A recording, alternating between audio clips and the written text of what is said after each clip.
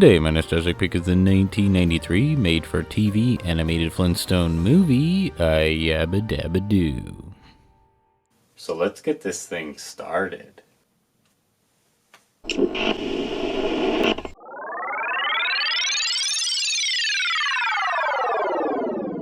The story of these characters started on the original Flintstones series back in September 1960.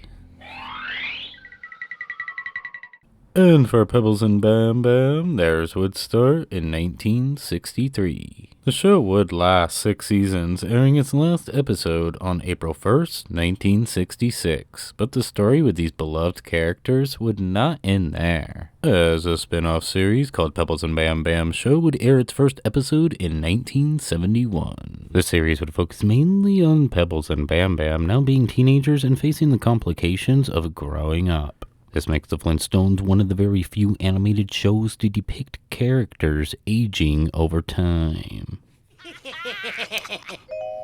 Where have you been?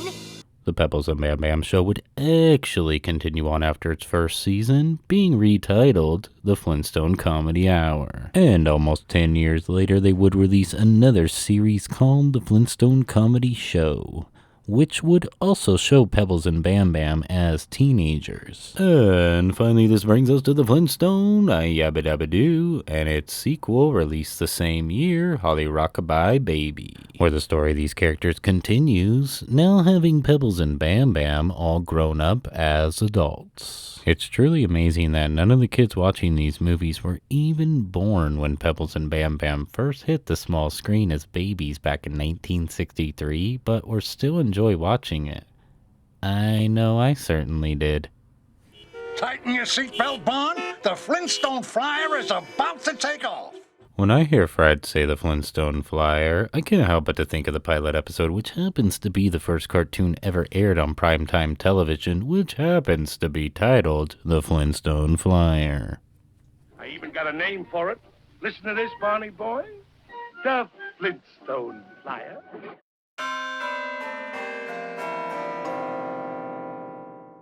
The proposal is a very important part when it comes to the Flintstones. We watch these two characters being best friends as babies, falling in love as teenagers, and now it's time for the question to be popped. It's the moment a lot of us had been waiting for. So does it disappoint or satisfy? Well, for me it satisfies. At first Pebbles runs off mistakenly thinking Bam Bam is breaking up with her, and he chases her like we all want him to, and proposes.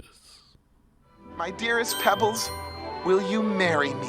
To be honest, the best part of this whole thing for me comes from a line the dinosaur says.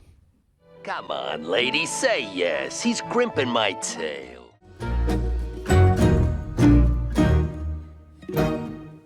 That's right, this animated classic is actually inspired by a classic comedy remake starring Steve Martin, and if you watch both films back to back, it's easy to see. But it's not just the first films that have a similar plot point, as the sequels both have the bride now having a baby.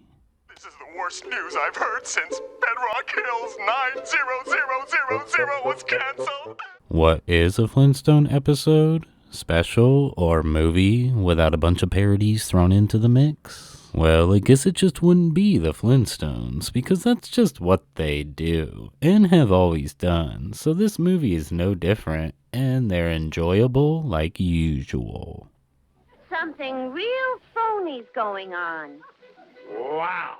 We all know the classic Flintstone formula. And a big part of that formula is Fred doing stupid stuff as he keeps digging himself into a deeper hole. This all starts when Fred decides to promise Pebbles an expensive wedding that he can't afford, and then gets fired from his job, loses all their savings, and even loses Barney's savings. Sorry, gotta hold it as evidence. Well, there goes my money. Oh man, how much worse can someone make this situation? Well, if you know Fred Flintstone, you know if anyone can, he can. 7! I've won! You lost. Good idea. In fact, let's drop the whole thing. Another common formula in movies and TV shows is when it comes to weddings is the pre-wedding breakup. And well, they have that here too, as Bam Bam says some things that upset his future bride. Well, of course he is. But admit it, honey, he's also a major cheapskate. Oh? 13's my lucky number. I can't move. Is Barney's lucky number 13 really lucky? Well, if winning a bunch of money that will pay for the wedding eliminating all the problems that Fred has created is lucky, then I guess it is. I told you 13 was my lucky number. Congratulations, Barney.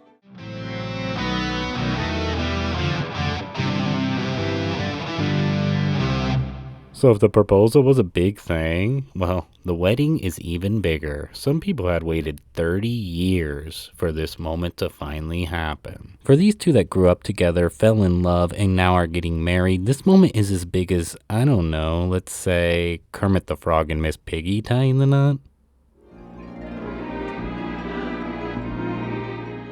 Well, maybe not that big, but it's up there, and it doesn't disappoint. I pronounce you caveman and wife.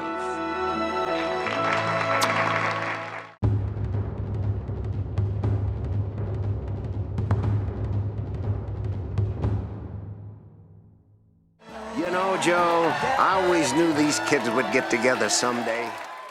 The wedding is loaded with lots and lots of guests, two of them being William Hanna and Joseph Barbera, who happen to be the creators of the Flintstones, and of course of many, many other classic animated TV shows. Yeah.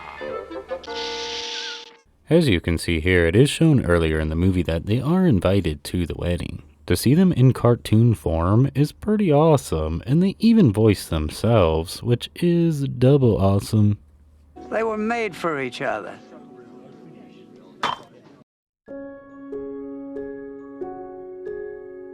The Flintstones' A Yabba-Dabba Do is a pretty good made-for-television animated film that stays true to the style and humor of the original series. These characters that started on television over 30 years prior were still appealing to children at the time. At least they did to me, like most Hanna-Barbera cartoons did. And I'm sure that there were some parents at the time who loved seeing their kids enjoy cartoon characters of their childhood. I still enjoy pulling up this classic animated movie from my childhood and taking a ride down the nostalgic highway of the good old days. Remember the good old days when we used to come here, honey?